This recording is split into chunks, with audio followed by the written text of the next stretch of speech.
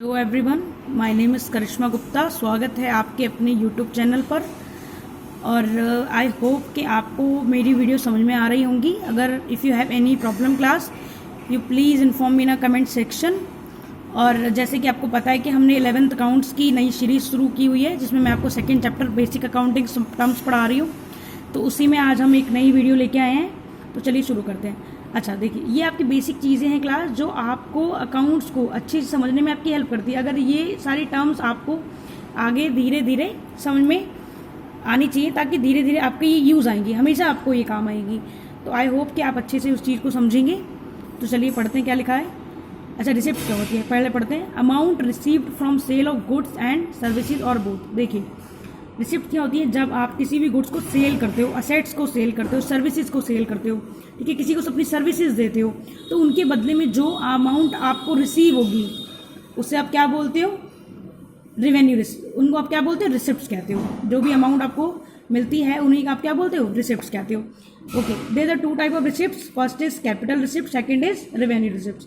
देखिए, capital receipts वो nature की होती हैं जो कि कभी कभी अकर होती हैं, ठीक है, सालों में एक बार अकर होती हैं। ये वो रिसिप्ट्स होती हैं जैसे कि आपकी, अगर आप कोई भी गुड्स सेल, जैसे कि आप असेट्स को सेल करते हो, आप अपना फर्नीचर सेल करते हो, आप अपनी लैंड सेल करते हो, बिल्डिंग सेल करते हो, ठीक है, तो आप हमेशा, आप रोज़ तो नहीं करते ना इन सारी चीज़ों को, आप कभी कभी करते हो, ठीक है।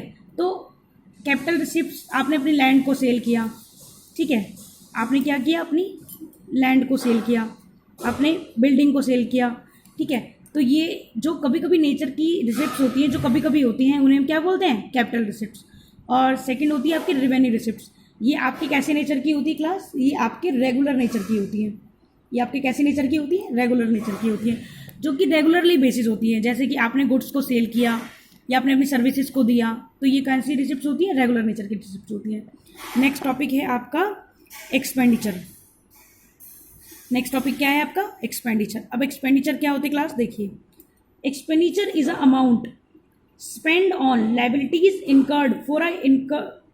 incurred for acquiring assets, goods etcetera. कि ऐसे एक्सपेंडिचर जो आप किसी भी लाइबिलिटीज को इनकर्ड करने के लिए क्या करते हो?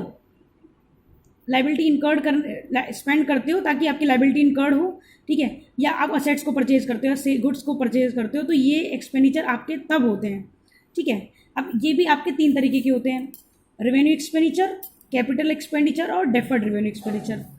रेवेन्यू एक्सपेंडिचर कौन से एक्सपेंडिचर होते हैं? जब आप एक्सपेंडिचर अपने गुड्स को से परचेज करने के लिए या सर्विसेज को परचेज करने के लिए, किसी की सर्विस लेने के लिए जो एक्सपेंडिचर आप करते हो, वो कौन से होते हैं? आपके रेवेन्यू एक्सपेंडिचर होते हैं। देखिए, रेवेन्यू एक्सपेंडिचर हो या रिसिप्ट्स हो, ये सारे ही कौन से नेचर के होते हैं क्लास?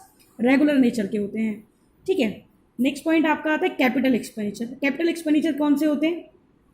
ये वो एक्सपेंडिचर होते हैं कि जो आप कभी कभी करते हो, ठीक है। जैसे आपने एसेट परचेज करी, आपने लैंड परचेज करी, आपने फर्नीचर परचेज किया। अब आप असेट्स को या लैंड को या बिल्डिंग को आप रोज़ तो परचेज नहीं करोगे ना, कभी कभी ही परचेज करोगे, टाइम टू टाइम भी परचेज करोगे, तो वो होते कैपिटल एक्सपेंडिचर, ठीक है। और थर्ड आता है आपका deferred revenue expenditure. Deferred revenue expenditure क्या होते हैं क्लास? डेफर्ड रेवेन्यू एक्सपेंडिचर भी रेवेन्यू एक्सपेंडिचर ही होते हैं, ठीक है, लेकिन इनको आप more than one accounting period में क्या करते हो? रिटर्न ऑफ करते हो, ठीक है। ओके, अब नेक्स्ट पॉइंट है आपका क्या? एक्सपेंसेस। देखिए, अब आप बोलोगे कि एक्सपेंडिचर और एक्सपेंसेस में क्या फ़र्क है, तो पहले मैं आपको इनका डिफरेंस बता देती हूँ। देखिए, एक्सपेंडिचर क्या होता है? किसी भी असेट को, गुड्स को एक्वायर करने के लिए जो भी एक्सपेंडिचर किए जाते हैं, जो भी पैसे स्पेंड किए जाते हैं, उनको आप क्या बोलते हो? एक्सपेंडिचर। और एक्सपेंसेस क्या होते हैं? कि amount spend to earn revenue, revenue को अर्न करने के लिए, कि आप अपनी इनकम को अर्न करने के लिए, रेवेन्यू को अर्न करने के लिए जो भी अमाउंट आप स्पेंड करते हो, जो भी अमाउंट आप स्पेंड करते हो, उसे आप क्या बोलते हो? एक्सपेंसेस कहते हो। उसे आप क्या बोलते हैं क्लास? एक्सपेंसेस कहते हो। There are two type of expenses, ये भी दो तरीके के होते हैं। One is prepaid expenses, another is outstanding expenses. अब देखिए, अब मैं आपको बताऊं कि प्रीपेड एक्सपेंसेस कौन से होते हैं। पहले मैं प्रीपेड एक्सपेंसेस कौन से होते हैं? प्रीपेड एक्सपेंसेस वो एक्सपेंसेस होते हैं कि जिसकी पेमेंट आप एडवांस में कर देते हो, आप उनकी सर्विसेज को नहीं लेते हो, पहले आपने उनकी सर्विस आप बाद में लोगे, पहले आप एक्सपेंसेस को पेड कर देते हो। जैसे कि सपोज करो एक किसी स्टूडेंट टीचर के पास आप ट्यूशन्स पढ़ते हो, तो आप उनकी फ़ीस एडवांस दे देते हो।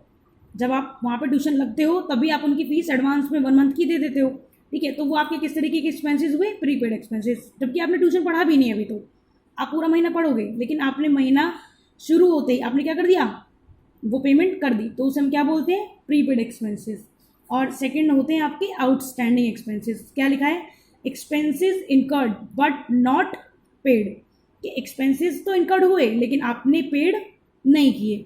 जैसे कि मैं सैलरी का ही लेती हूँ, ठीक है, सैलरी लेती हूँ कि आपने पूरे महीना काम कर लिया, आपने पूरे महीना काम कर लिया किसी कंपनी में एम्प्लॉयज़, लेकिन आपको काम तो आपने कर लिया, आपने अपनी इनकम कमा लिया है, सैलरी कमा लिया है, रेवेन्यू अर्न कर लिया है, लेकिन आपको अभी वो जो अमाउंट है वो मिला नहीं है, ठीक है। तो ऐसे एक्सपेंसेस जो कि इनकर्ड हो गए हैं लेकिन अभी आपको पेड नहीं किए गए हैं, ठीक है।